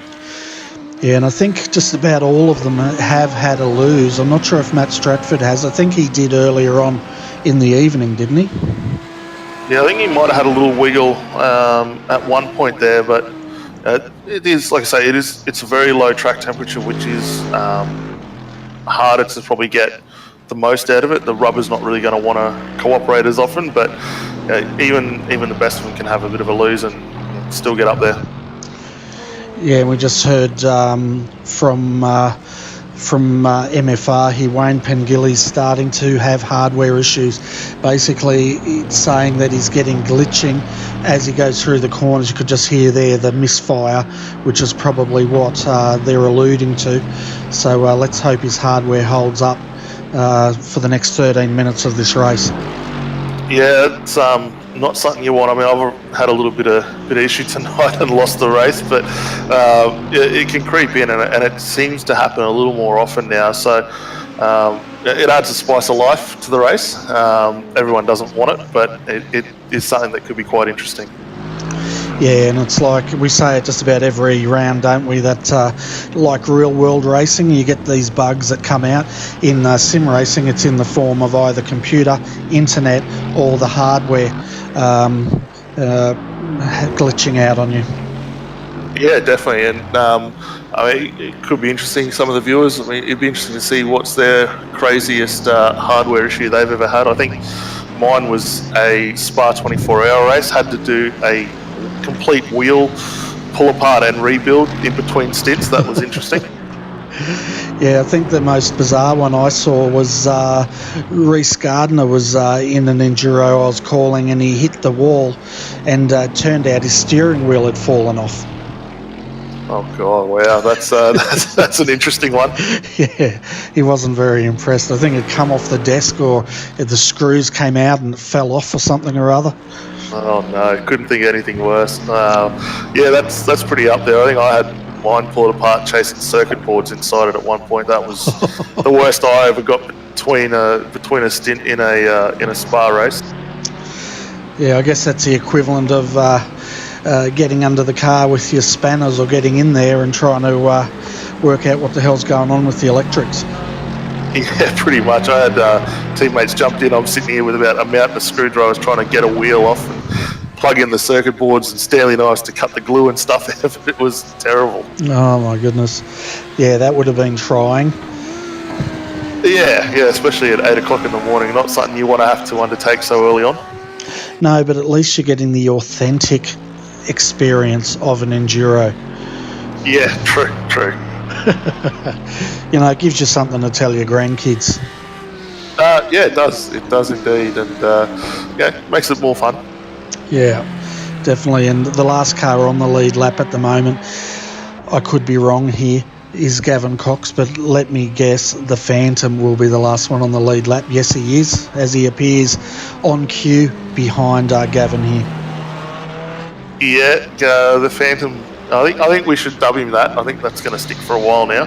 He's still there. He's what is he? He's about a minute 5 off the lead of the race, and the guys are lapping in about a 1:27 comfortably at the moment. So 22 seconds to try and hold off going a lap down against Matt Stratford. Yeah, so hopefully his hardware will continue to behave itself, and he's got about 10 minutes to go from there. One of the viewers wants to know what the gap is. The gap's very, very large from 4th to 3rd. If we bring it up, you can see it's 24 seconds is the gap back to Daniel Stevens. Yeah, and it doesn't look like that new tyre strategy has paid off. Been keeping an eye on the lap times, and he's been hovering around the the 126.9s to 127.2s. So unfortunately for Daniel Stevens, that gamble of fresh rubber hasn't come off for him. And that's something I'm sure they'll look at the end of this race, and maybe next round we'll see a lot of these guys that did take tyres probably not take tyres, but it really comes down to the setup and the weather that they're competing at. Today it's very, very cool, and maybe that's got something to do with the low tyre wear. Yeah, potentially does. I think for an hour race, you'd expect a GT car to quite comfortably do it on those set of tyres. Yeah. You do obviously get a little kick of advantage with a new set, but you've got to wait that lap or two to come up to temperature and be reasonable enough to work for you. Yeah, these cars are pretty much designed for endurance style racing, aren't they? Yeah, very much so. I mean, you look around the world, I mean, GT3 is a great global series and championship. We saw GT3 classified as GTD in Daytona 24 last weekend. They're the A class at the Bathurst 12 hour this weekend, and hopefully a lot of viewers are going to tune in for that tomorrow and watch those cars go around. And the Blancpain series, all GT3 cars again there, so they get out and about, and it's a phenomenal series of car that's built to be very strong and go the distance. Yeah, and if you haven't seen these cars in the flesh, I tell you what, you have to see them. They are absolutely awesome in real life, and the sound of that Mercedes coming across the top of the mountain, beautiful. Yeah, definitely, and if you can get up close enough, the intricacies you see in the detail with like the louvers, the dive planes or canards, whatever you want to call them, the wings, the end plate, the detail level is phenomenal in these cars, and it all is built there for speed and performance. So as much as they come off a production line in the early stages of the build, they are as far from production as you could get.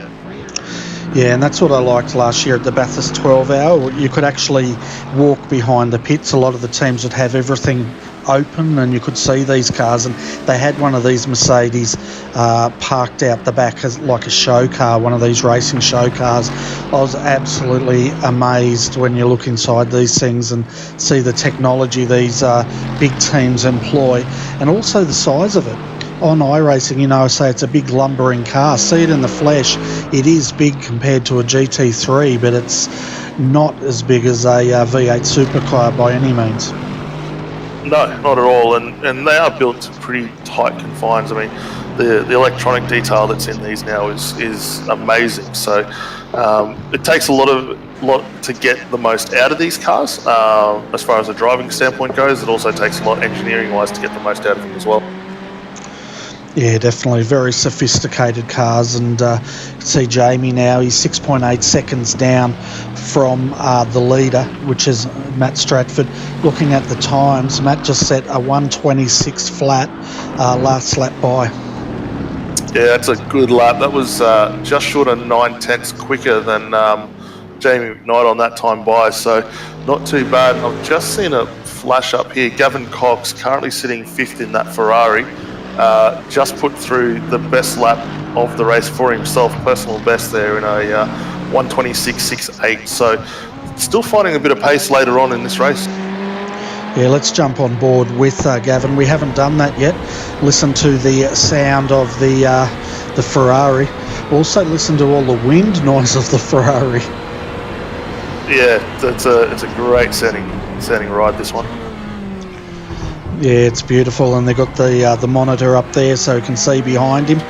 And yeah, I don't think I've actually driven this car yet. I'm going to have to go and buy it and turn some laps. Yeah, it's very similar to the GTE that came out. Obviously, the GTE cars don't have the electronic aids that they put into this, so physically it's the same width and dimensions and everything. But yeah, it's great fun to drive. Just you'll spend forever and a day trying to get your head around that setup, however. Yeah, I think that's when I just do what any newbie does and go default the way I figure it. Yeah. I don't really need a fancy setup. It's not going to improve much. We're just ducked under the 5 minutes to go for the end of this race, so that hour's gone pretty quickly, it must be said, and we've still got 6 cars now still on the lead lap. So just for the viewers out there, Matt Stratford still leading the way from Jamie McKnight in second, with Griffin Gardner in third.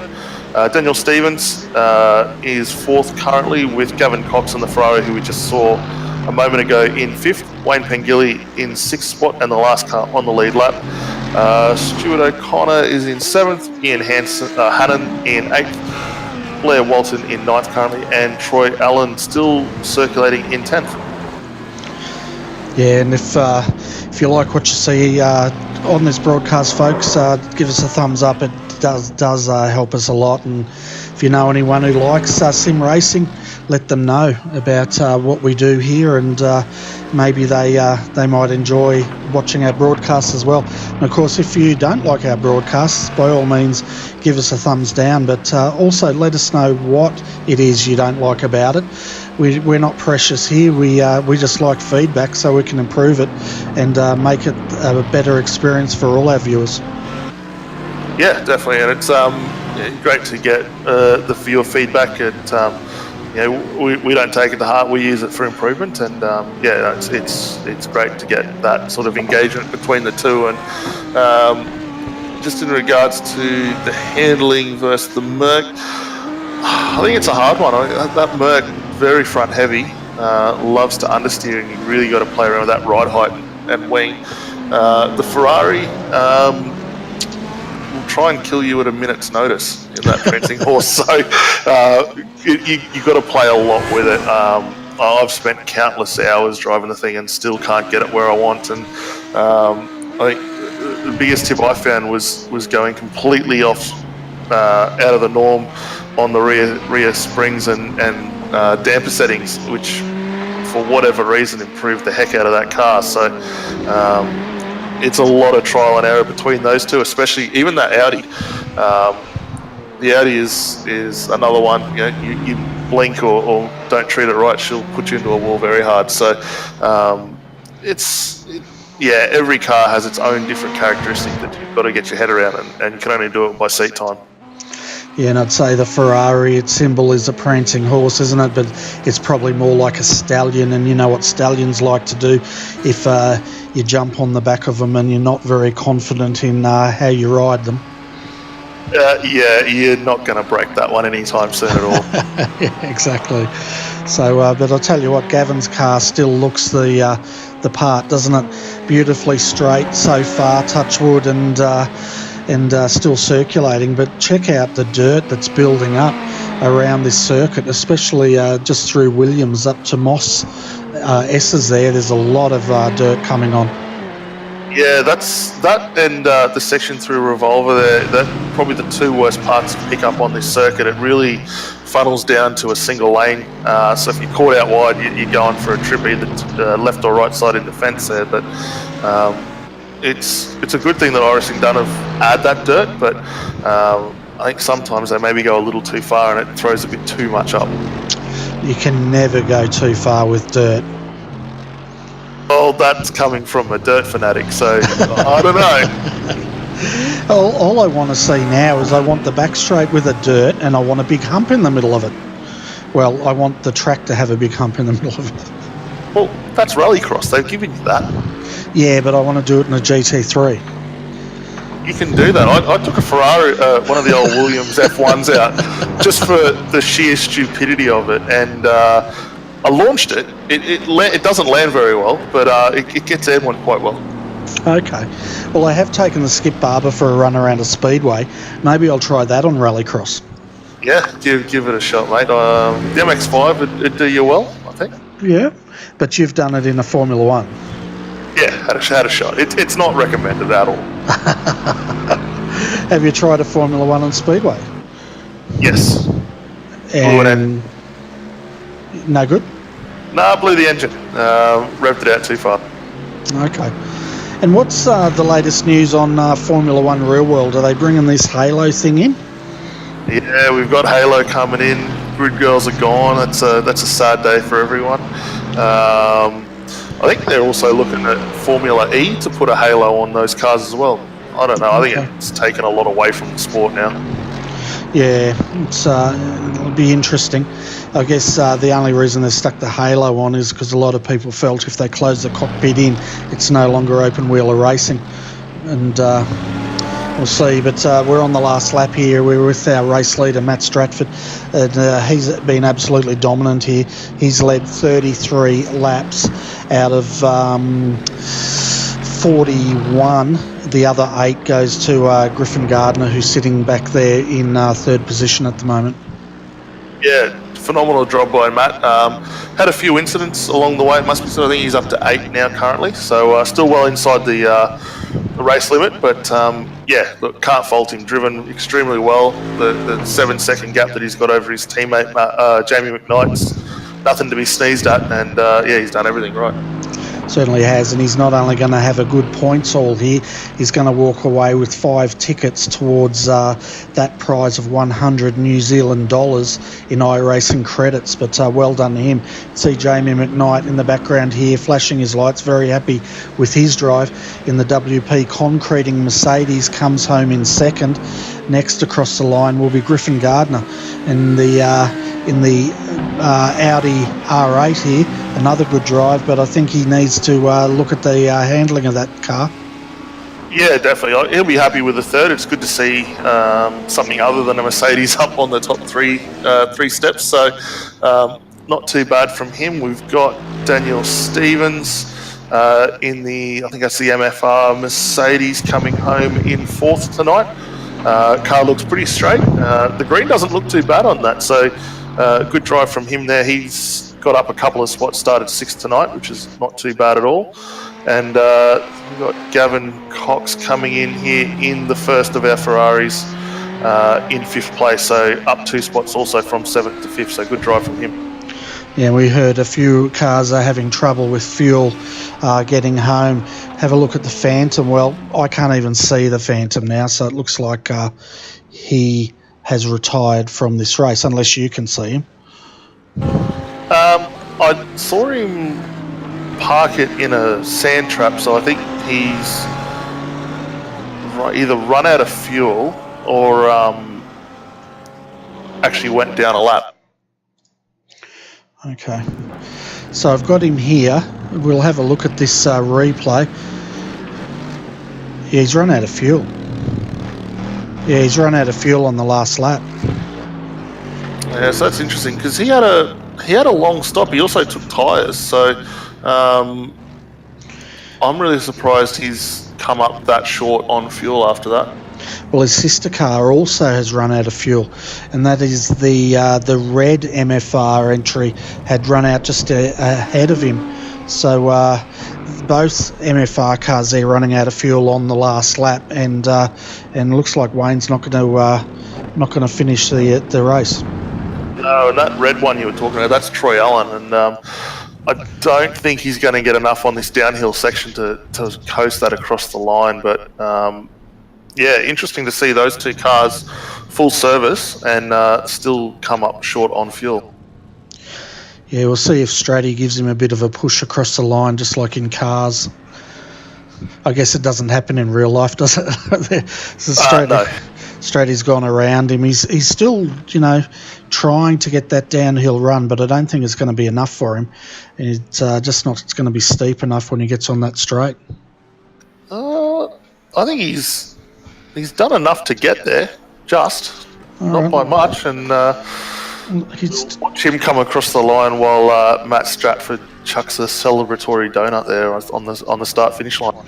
Yeah, we'll watch that, and can see now Jamie McKnight also coming down to celebrate. They're parking pretty much for photo opportunities here, and of course they're both WP concreting backed cars, and we can see now Troy Allen coming down the background. He was doing 21 kilometres an hour. Let's see what he's doing now. He's well, I don't have his telemetry here. Let's see if we can bring it up. No. Tell you what, he may get across the line. What do you think?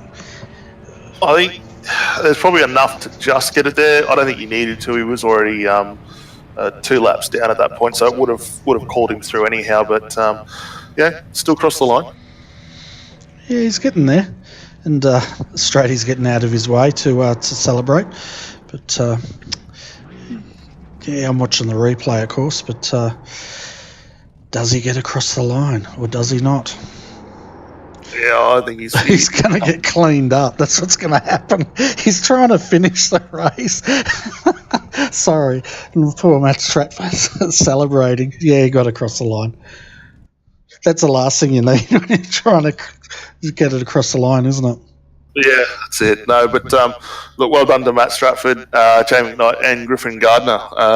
Positions 1, 2, and 3 tonight. So not too bad. What was your thoughts and take on tonight's racing, mate?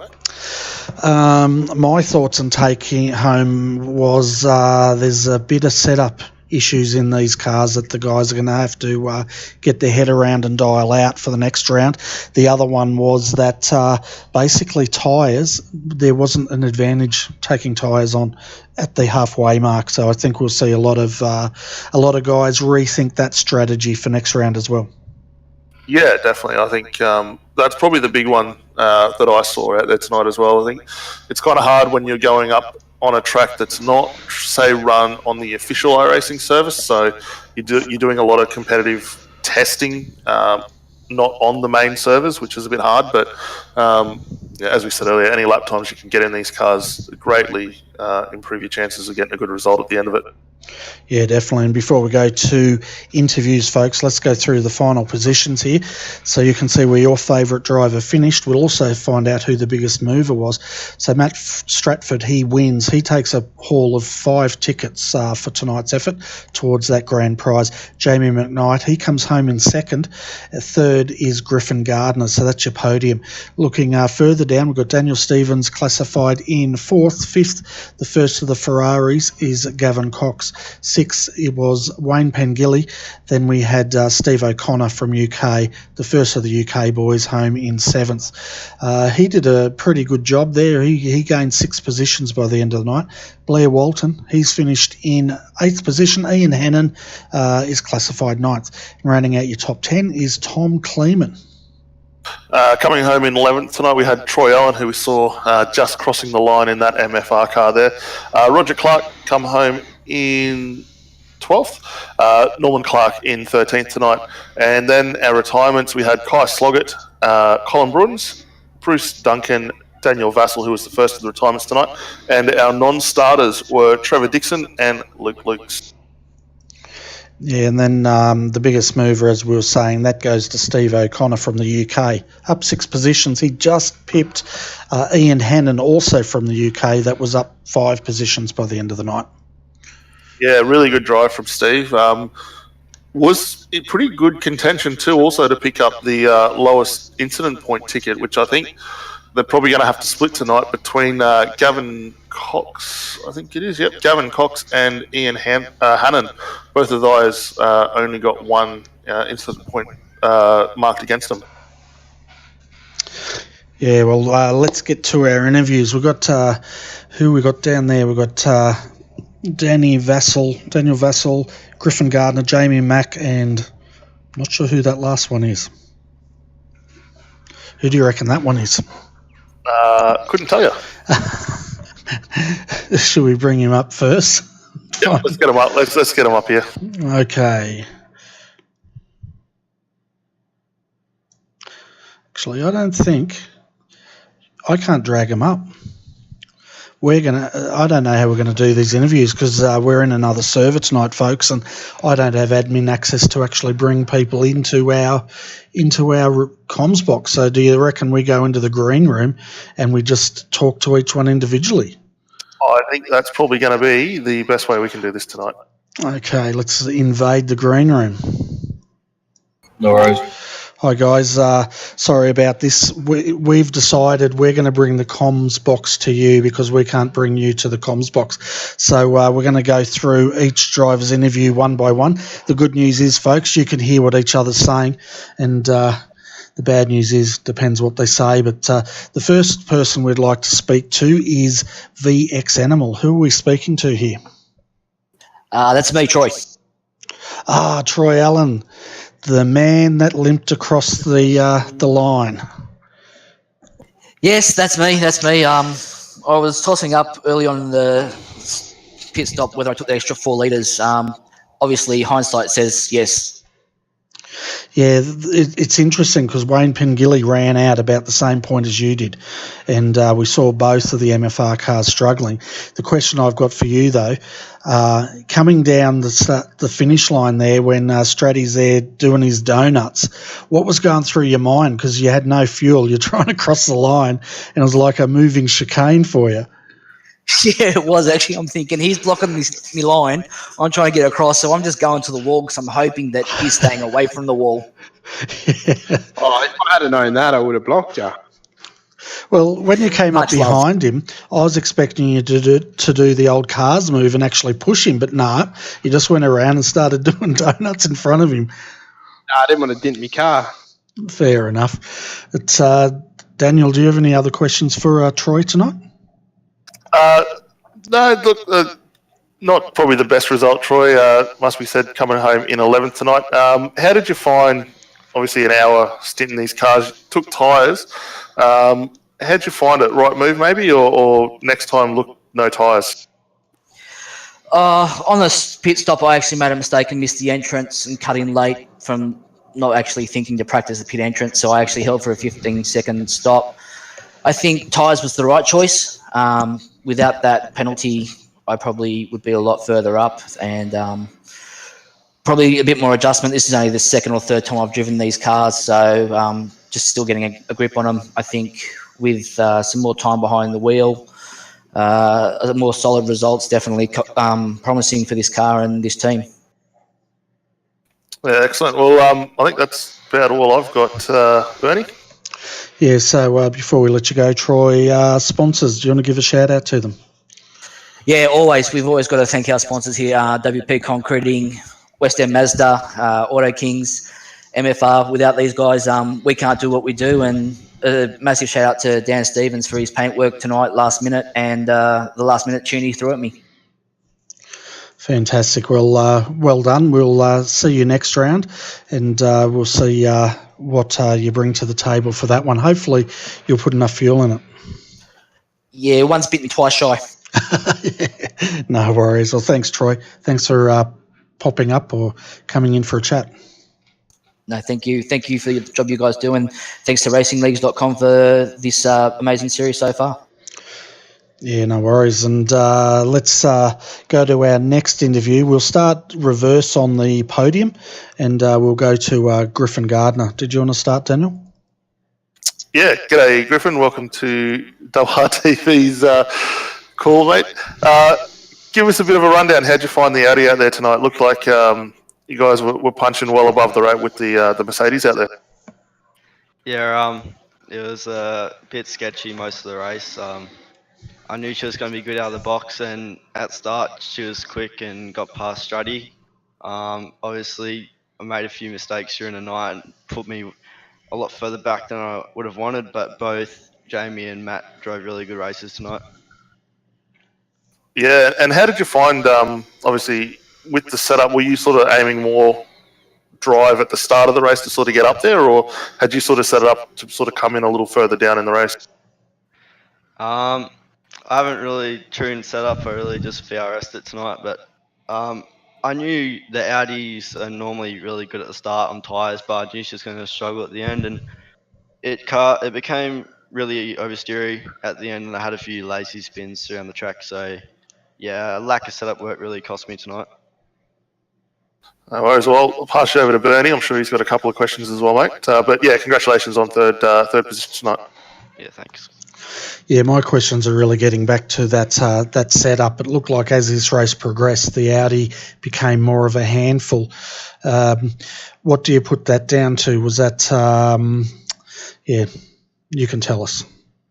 I think lack of concentration and just lack of setup work, really.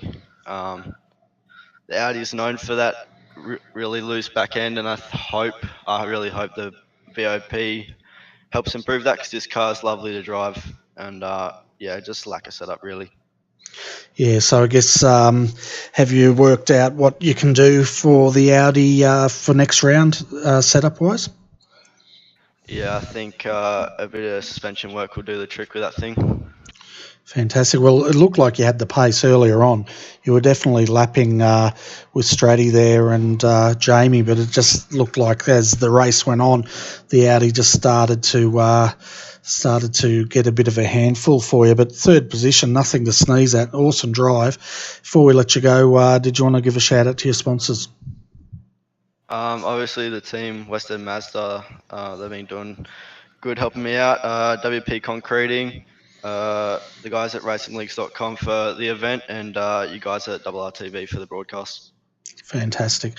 All right, Griffin, thanks for popping in, mate. We'll catch up with you next round. All right, thanks, boys. Okay, our next interview is with second place, the 027 Jamie McKnight. And Jamie, it looked like you were having a good race tonight. You had a bit of a spin, I think we saw during the race, but apart from that, you definitely was on the pace there. Yeah, good evening, Bernie and Daniel. Yeah, it was a really good race for me, other than, as you saw, as we went to a lap car, the first two guys got through pretty easy, and yeah, for whatever reason, he maybe didn't see me, or he had a bit of brain fade, I'm not sure, but he turned me around, which cost me about 7 or 8 seconds, and from there I was playing catch-up, but I was really happy with my pace during the race. I'd spent a fair bit of time in the setup myself, getting it right, and the setup came in really good as the race went on. I didn't pit for tyres, I kept the same tyres on, and just tried to chase Stratty down, but he was just always too good for me, and he kept that gap from sort of 8 to 6 seconds, and every time I got a bit excited, he'd just pull another second on me to let me know who was boss. So yeah, it was a good race. Yeah, so as far as not taking tyres, how did the tyres go? Was there any substantial drop-off on them over the hour, or were they pretty much pretty consistent? Look, Bernie, as you know, I drive the V8 supercar a lot, and I'm just starting to get into the GT3 a bit more, and what I really like is the longevity of the tyres. I think my best lap of the race was maybe a 25.5 or something like that, and my last lap was a 26.2, so I've got no complaints at all. I ran pretty low pressures for the race, maybe that was cold, the track. That was a bit of a gamble, but I think it was the right move, because as the race went on, the car just got better and better. Yeah, it definitely looked like that was the case. We could see the race coming to you as the hour was ticking by. We also saw the incident with the lapped car, and fortunately, it looked like you didn't lose many positions or damage, and recovered nicely. But I'll hand you over to Daniel now and see if he's got any more questions for you, Jamie. Cheers. Yeah, as Bernie said, mate, congratulations on second place tonight. I think Bernie's taken most of my good ones. The only one I really have is how did you find the lap traffic? Obviously, we know a lot of guys went down a lap and you had that bit of an issue with that Ferrari earlier on. Did you find once that sort of settled and the gap sort of grew, the other guys sort of gave a bit more respect, got out of the way and let you through? Look, Daniel, you must have been listening to the common Discord channel we were in before we jumped up here, because I actually said, excluding the first incident I had, which, yeah, was just one of those things, I actually found all of the lap traffic to be superb. Everybody called out which side they wanted me to pass on, told me where they wanted me to take it, and to be honest, you know, that just makes life for them really, really safe and easy, and it makes it easy for us too. I've certainly been the lap car many times myself, and I know it's frustrating when you're trying to do your own battle with, say, 10th and 11th, and you've got to let the fast guys through, but now I've got a bit faster and I lap people. It's just nice, you know who you can trust when you go past them, and I'd say nearly every single other guy tonight was just superb, and I want to thank them for it. Yeah, fantastic. Actually, while I think of it too, one quick one. We see you in the V8, we saw you last night in the AOSC, jumping between the V8 and now the GT3. How have you found the difference between these two cars as far as driving characteristics are concerned? Well, I'd liken one to a 1,000 horsepower speed boat. With you've got to, with the V8, you've got to turn in about 3 seconds before you want it to move. And this car is just like driving like an aeroplane, I suppose, on the road. It's got so much downforce. It's so good on the brakes. I brake roughly about 50 metres later than I do in the V8 supercar, and I still find myself pulling myself up too soon. So it's got more. And I think that the GT3 cars in general are a real driver's car.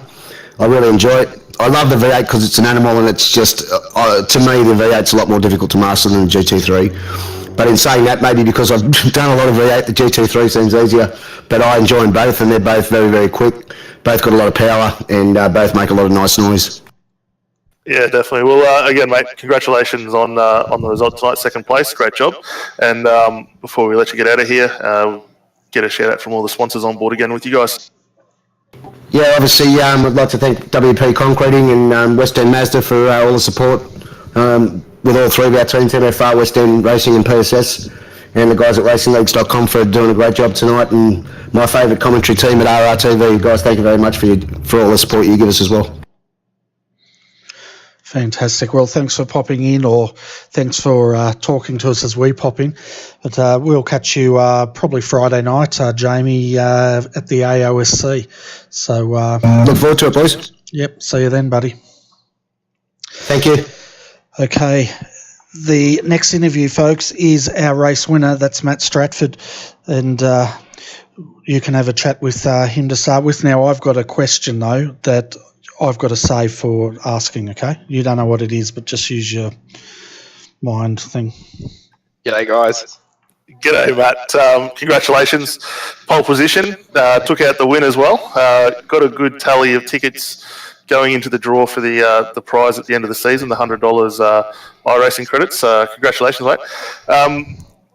Bit of an interesting one. Had a good little bit of a challenge there with Griffin in the Eddie. How did you find that going? He's very fast. I don't really drive these cars, so it was a bit of experience for me. But just consistent.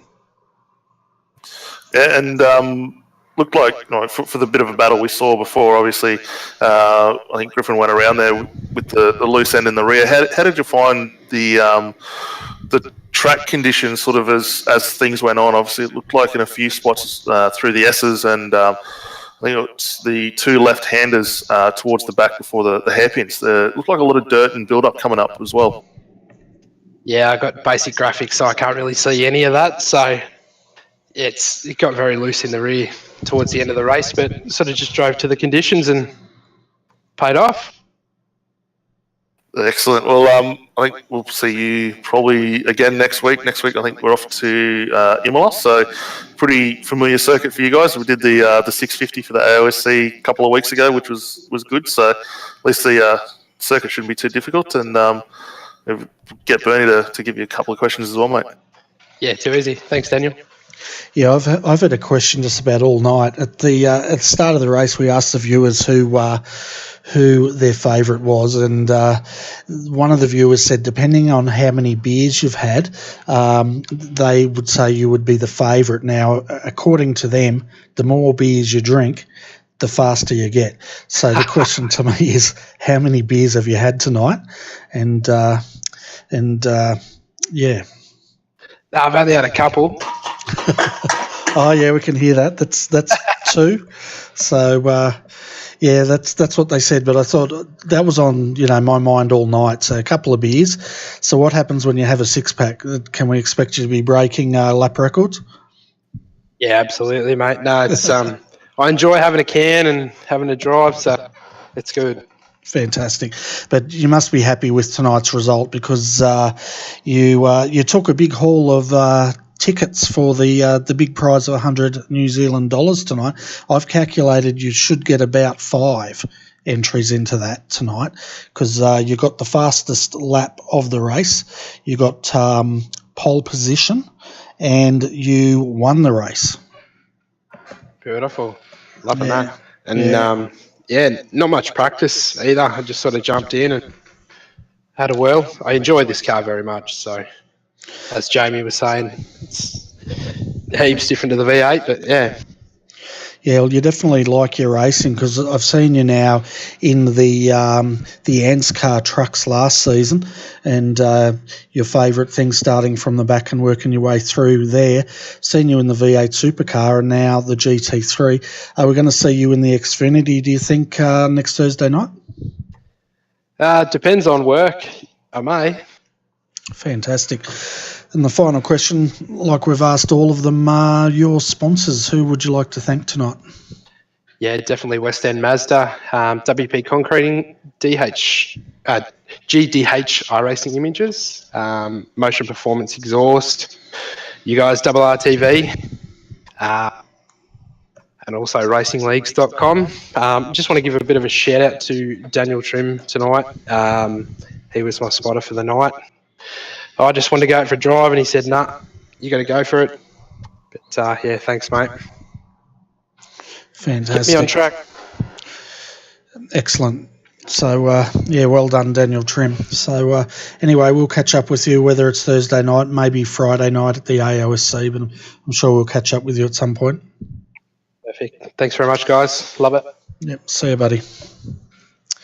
Okay, our next interview, I think, is with Daniel Vassell. I'm assuming that's Daniel Vassell there, called Dan. Is that you, Daniel? Yeah, Stevens, Dean Stevens. Daniel Stevens. So who's Danny Performance Sim Sport? Who's that? That's Mr. Trim himself. Ah, Mr. Trim. So he'd be all talked out, I guess. So let's go to Daniel Stevens and get his view on things tonight. Did you want to start, Daniel Leet, or is it my turn? I don't mind. G'day, Daniel. Fourth position tonight, mate. Not a bad result. Started sixth, so managed to gain a couple of spots there. How'd you find things out there? Obviously, pit stops came round. I think we noted you guys had a slightly longer stop, potentially tyres. Do you feel that that helped you out as the race went on? I actually took the risk and I was humming and hurrying about taking tyres, but towards the my pit opening window, I thought to myself, I might as well keep them. Maybe it might come to me towards the end of the race. And I noticed that I had a big gap, about 33 seconds, I think it was, to Griffin, and then it slowly was closing up, but then it was getting away from me again because I was pushing too hard, so it was like backwards and forwards for the rest of the stint. Yeah, so I think maybe looking at the way the series runs, I think you probably get away without the need for the tyres come next time. How did you find the feel and setup with the car? Obviously, we've seen a few guys have sort of lazy spins, maybe a little bit of trail braking that sort of caused that. Did you find that was about the right thing? The setup that we worked on the setup for pretty much for about 3 or 4 hours today, and I thought I had it nailed, but I noticed that if I actually did brake too hard and then tried to get onto the gas that's a little bit too early, it did get a bit loose in the arse end. So I do concentrate on not doing that, and other than that, she was pretty rock solid. Fantastic. Well, look, congratulations on the fourth. As you said, gained a couple of positions there, and I think, yeah, had a good run as far as incidence points are concerned, 284. So, really good result there. And I'll hand you over to Bernie, mate. I'm sure he's got a couple of questions as well. Yeah, I want to approach it from the organisation point of view, because you're one of the people behind this great series of the Oceanic GT. And what did you think about the first round tonight? Were you happy with it? Yeah, mate, I'm actually really wrapped with the turnout tonight. It was really good. There was only just one thing I think I might change for the next rounds is put in a random safety car to add a bit of spice to the race. Yeah, that'd be good. It'd close the field up, because it did get quite spread out. I think the reason it spread out so much, though, was a lot of people were struggling with handling issues tonight, and I think just about every car did a spin at some point. No, a bit of teething problems and stuff like that, but we'll sort it out for the next rounds and bring it back to life. It'll be good. Yeah, no, it was great to see the UK boys come down under. I think we had about 3 or 4 of them in the field tonight, so that was awesome. And hopefully Thursday night, some of the Aussie blokes will go over and run the European leg of this series. Yeah, the thing is, you got to get up pretty early in the morning, about 4:30 in the morning, I think it is for the Australian guys, and I think it's about 6:30 in the morning for us NZ guys. Okay, yeah, that's pretty early. So we've also got Steve down there, and Steve, you're the other person behind this great series. Yeah, that's right. Pretty delighted with the turnout tonight. Some good solid racing throughout as well, which is really encouraging to see. Yeah, it was really good racing for sure, and we had a great turnout, and hopefully we can build the field a bit. And we've been putting the call out during the broadcast that if people want to race, to reach out to you boys at racingleagues.com. Absolutely. Thanks, Bernie. Fantastic. We'll get back to you now, Daniel Stevens. Before we let you go, sponsors, would you like to give a call out to them all? Yeah, mate. Thanks, Bernie. Just a big shout out to Middle Finger Racing, racingleagues.com, autokings.com as well for the graphics, and West End Mazda. And also to you too, Bernie. You did a great job. Yeah, thanks, mate. It was fun tonight. I had the master next to me, though. We had Daniel Lead up here, and he always makes me look good. It's the perfect man to have beside you. Exactly. So anyway, that ends our interviews, folks. We're going to jump back up into the comms booth so we can talk about these blokes and they won't hear us. Good stuff, mate. Thanks, guys. Thanks, guys. So, Daniel, quite a good turnout of cars tonight. Good racing overall, and the driving standards seemed pretty high as well. Yeah, look, it's not too bad. I think we had 17 take the grid tonight, so not too bad. Hopefully, now that this series is getting a little exposure, we'll definitely start to see some more interest on the Australian side of things for the Oceanic series, which would be really nice. A lot of guys in Australia love the GT car, so not too bad. I think generally driving standard was pretty good. Obviously, we had those couple of little issues. One of the Ferraris there getting into the side of Jamie McKnight there, which was a bit of a spin, but as a lot of the guys alluded to, the setup and seat time is probably the biggest thing that can help it moving forward.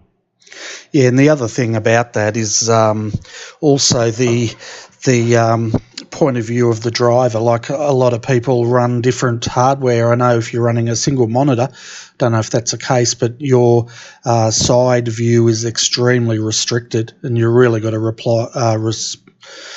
rely on your spotter. Even single monitor, it's very hard to spot an apex, but someone might run triples, and you get a better point of view or side peripheral view, and some may be using VR, which is probably as good as it gets as far as being able to move your head around the car.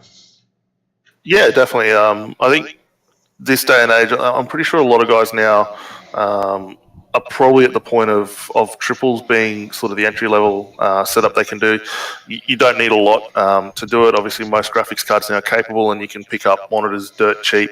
VR is another great thing. Obviously, it adds that more in-depth realism. You know, you're physically looking side to side with your head to see where the mirrors and pickup are. So we've had a few guys that have jumped VR, had issues. I remember one of the sim age races, I think it was Lars Jepson, had an issue first time out running VR and lost it, couldn't see what was going on, and it was just the difference was interesting. So all in all, it's not too bad. The guys rely a lot on spotters, and the likes of Matt Strafford having a dedicated spotter that could watch it probably adds that little bit extra assistance that you don't otherwise get from the in-car iRacing one. But everyone did pretty decent job. I think they'll get up, they'll move forward, and we go to Imola next week, and a lot of people have driven that, so it should be quite good.